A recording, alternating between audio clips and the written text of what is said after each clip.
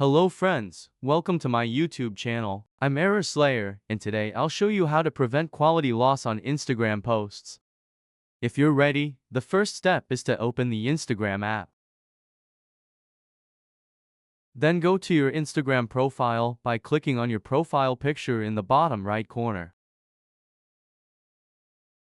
The next step is to tap the three lines in the upper right corner. Then find and open the data usage and media quality settings. Activate the upload at highest quality setting by clicking the toggle. Uploading Instagram posts in the highest quality can lead to increased internet usage and slower loading times. This is because Instagram tries to upload posts in the highest possible quality. I hope this video on how to prevent quality loss on Instagram posts was helpful. If it was, you can subscribe to my YouTube channel and like the video. Have a good day.